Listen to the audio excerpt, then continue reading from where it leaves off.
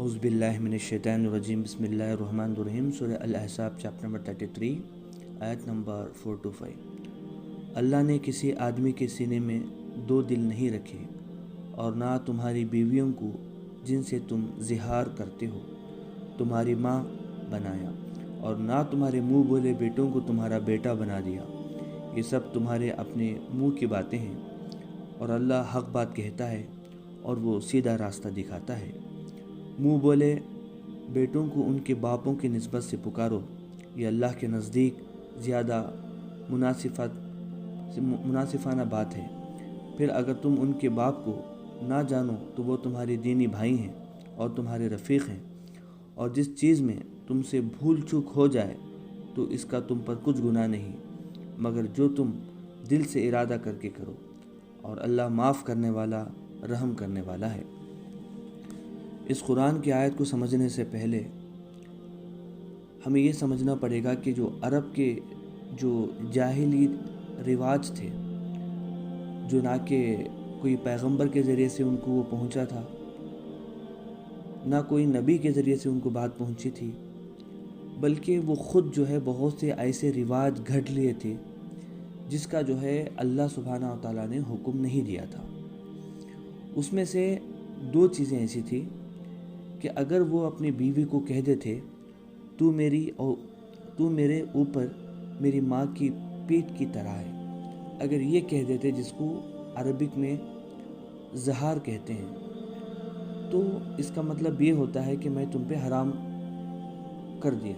یعنی ماں کو جس طریقے سے نکاح نہیں کر سکتے،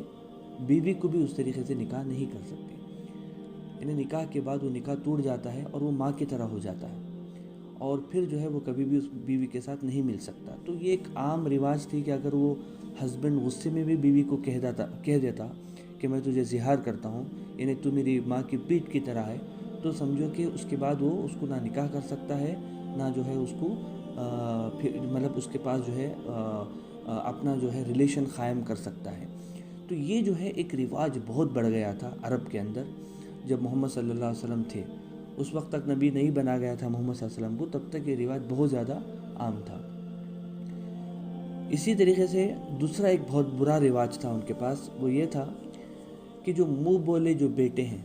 جیسا کوئی بازو گھر والا ہے یا کوئی کزن ہے، اس کو کیا کر دیتے ہیں کہ مطلب اپنا بیٹا جو بولتے، تو وہ جب بول دیے کہ آپ میرے بیٹے کی طرح ہو، تو اس کو ساری جو جائیداد کے اندر اس کو حق دینا ہے، اور جو ہے جو منہ بولے بیٹے کو اپنا سگا بیٹے کی طرح ہی وہ لوگ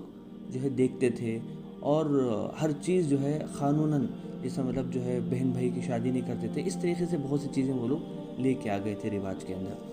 تو اللہ سبحانہ و تعالیٰ جو ہے اس رواج کی جو انہوں نے بنایا تھا جہالت کے اندر، اس کی جو ہے تردید کی ہے، یعنی اس کو کہا ہے کہ یہ جو کیے ہیں وہ غلط ہے۔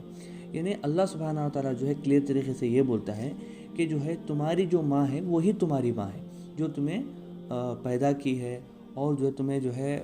مطلب دودھ پلائی ہے، اور وہی تمہاری ماں ہے جو تمہاری پرورش کر رہی ہے۔ اور جو ہے تم اپنی بیوی کو تم یہ کہہ دینے کہ تم جو ہے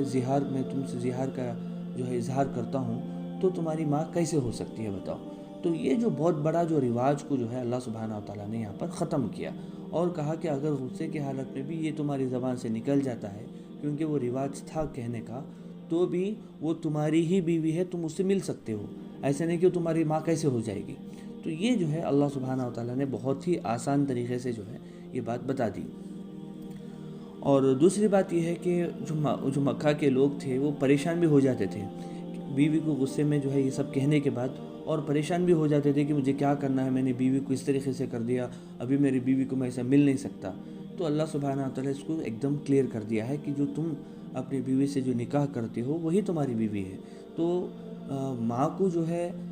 بیوی کو اگر یہ کہہ دینا کہ تم میری ماں کی طرح ہو، تو تمہاری ماں نہیں ہو جاتی۔ تو دوسرا جو ہے بیٹوں کے بارے میں نے آپ کو بتایا کہ جو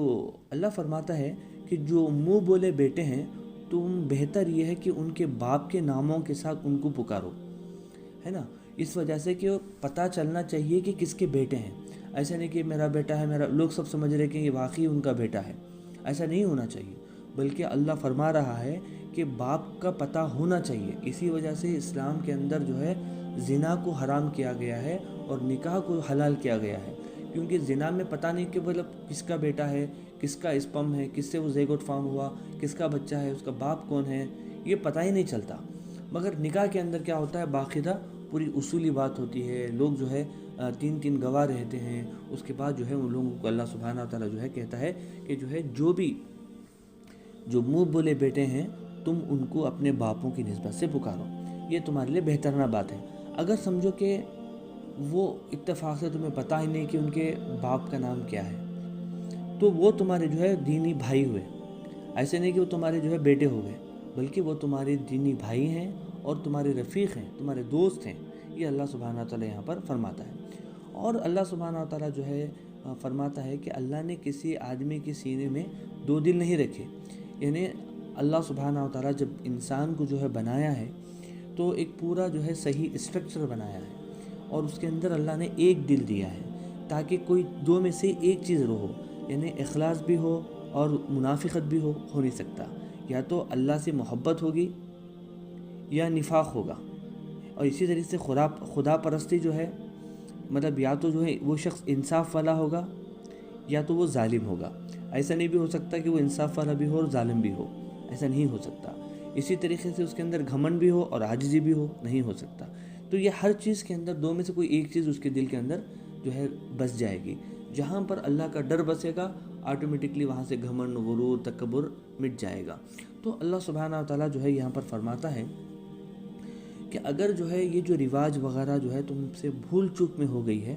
تو کوئی گناہ نہیں، کیونکہ یہ رواج میں تھا، مگر سب کچھ آنے کے باوجود اگر تم جان بوجھ کے کر رہے ہو تو اللہ سبحانہ وتعالیٰ ظاہر سی بات ہے اس کے بعد تمہیں جو ہے حساب و کتاب تو لینے والا ہے اس کے بارے میں۔ اگر تم نے معاف کر لیا، مطلب اللہ سے معافی مانگ لی کہ اللہ نے یہ سب ہو گیا، اس طریقے سے میں نے میری بیوی کو زہر کہہ دیا، اس طریقے سے توبہ کر لی، تو اللہ سبحانہ وتعالیٰ جو ہے توبہ کرنے کو قبول فرماتا ہے۔ بس اللہ سے دعا ہے کہ اللہ سبحانہ وتعالیٰ ہم سب کو شریعت پہ عمل کرنے کی توفیق عطا فرمائے۔ السلام علیکم ورحمۃ اللہ۔